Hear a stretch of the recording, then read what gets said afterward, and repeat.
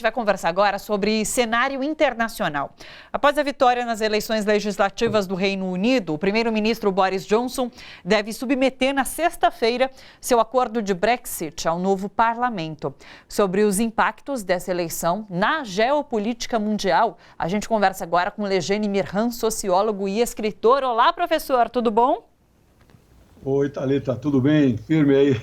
Firme aqui. Conta pra gente, então, de fato, a eleição de Boris Johnson, um conservador ali nas eleições britânicas, tem um impacto bastante grande para o mundo todo, porque ele vai levar a cabo o Brexit. Eu queria aqui, nesses 10 minutinhos aqui, sem ultrapassar as 4 horas, que é o seu tempo, tentar resumir.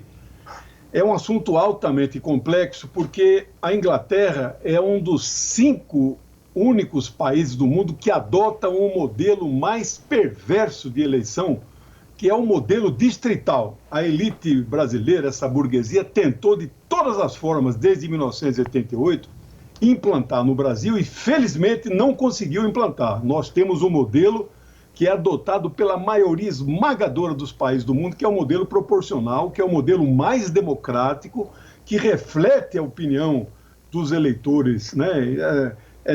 O nome já diz, proporcional.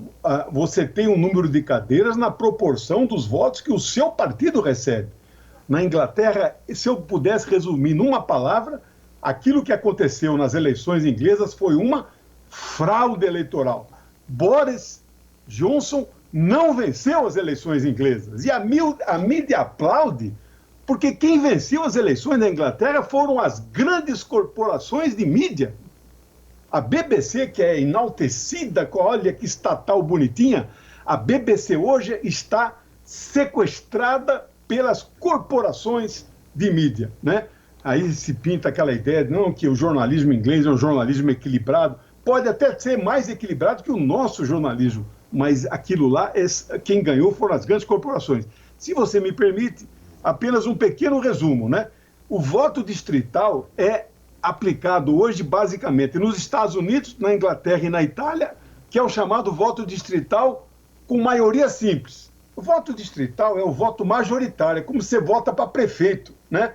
A cidade para prefeito, cada partido lança um candidato, só que aí o distrito, não é em vez de uma prefeitura, é um distrito. Eles dividem aquele estado em alguns distritos e cada partido lança um naquele distrito. Só que eles não exigem maioria, 50% mais um. Quem ganhou, levou, né? Voto distrital por maioria absoluta, só a França.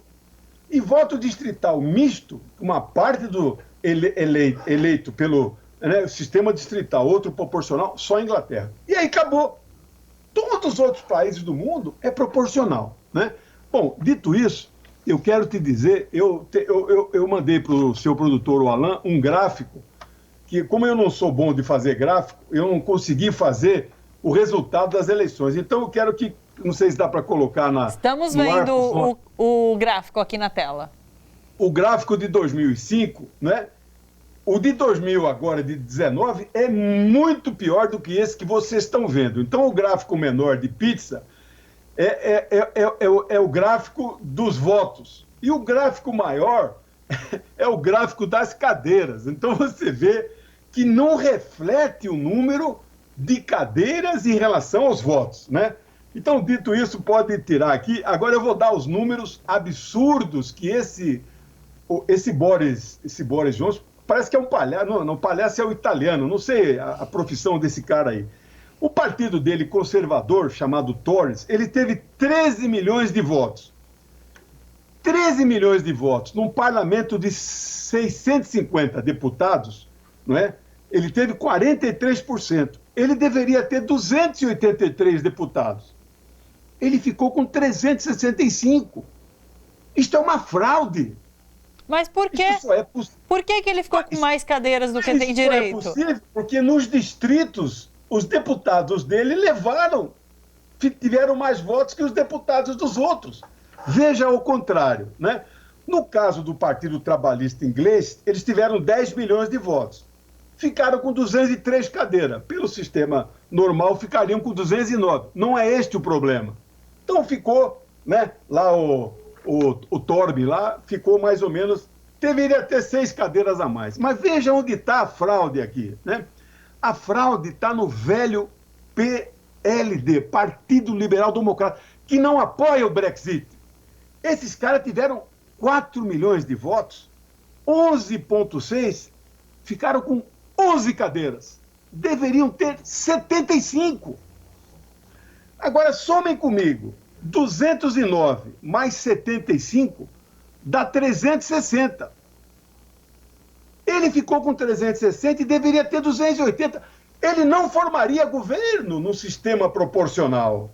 Portanto, ele é produto de uma fraude eleitoral, de uma fraude que nós que eu digo da esquerda, nós comunistas, socialistas, não elegemos gente na Inglaterra. Então lá, o que se diz de esquerda não é de esquerda. O Partido Trabalhista Inglês há muito tempo não é mais de esquerda, né?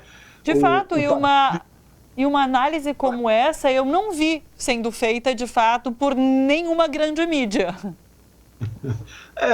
Mas é que essa turma enxerga, mas não vê coisa nenhuma, né? Tem uma diferença entre ver e enxergar. Então você vê, a esquerda, né? O Partido Trabalhista Inglês, que era social-democrata, e social-democrata, a verdadeira social-democracia weberiana de 1920, né?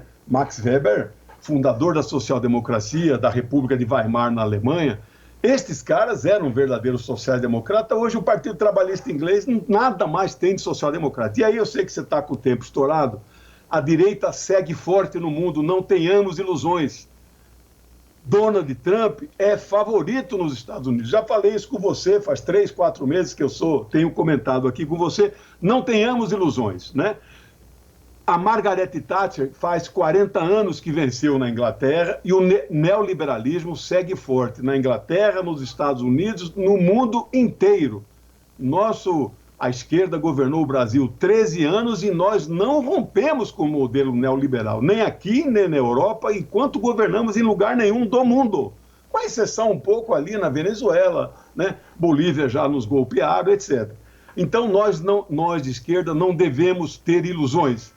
Temos que apresentar-nos como para as massas, como alternativas claras. Só o socialismo é alternativa a este modelo capitalista. Eles vão agora fazer o quê? Vão privatizar o pouco que restou. E sabe qual é o grande olho que eles estão? No maior modelo de SUS, que é o SUS inglês, é o maior modelo de saúde pública do mundo. Eles vão privatizar tudo.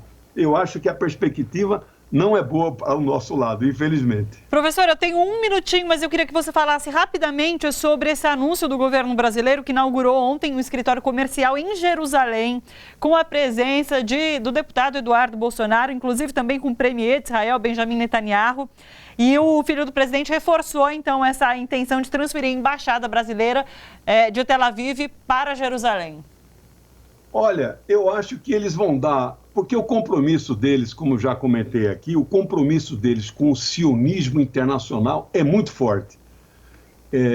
A derrubada da presidente Dilma, quando o pessoal analisa as forças que derrubaram a Dilma, eles cistam várias coisas que eu também estou de acordo, mas ninguém coloca o generalato, né, os militares, e o sionismo internacional. Então eu acrescento essas forças. Eles têm compromisso, eles são sionistas cristãos. Provavelmente eles devem fazer o que o Trump fez. Gastou $100 para transferir a embaixada dos Estados Unidos de Tel Aviv para lá. Ele desparafusou a placa, né, da embaixada dos Estados Unidos e transformou, porque todos os países têm um escritório de representação em Jerusalém, né? Então ele vai tirar uma placa da outra. O Bolsonaro, a pressão dos árabes sobre o Brasil é muito grande, ele não fez isso até agora. Pode ser que faça, né? Seguindo o que o Trump fez, né? Mas esse menino, né, parece que é o 02, ele aí não pôde ser embaixador dos Estados Unidos, hoje está dando um trabalho na Câmara dos Deputados, é um menino que é digno de dó, né? Então ele vai lá, agora você veja a ligação dele. Israel vai ter uma terceira eleição, não há quem consiga hoje formar um governo em Israel. E o Netanyahu, que deve sair do primeiro-ministro, deve sair do governo israelense direto para a prisão, faz questão de aparecer ao lado de um neofascista, que é o filho de outro neofascista pai, ao lado dele lá em Jerusalém, para criar uma situação de constrangimento com todos os países árabes, né? Lamentável isso. Professor Lejane, muito obrigada pela participação e pelas explicações. Beijo para você, até mais. Obrigado. Beijão, tchau.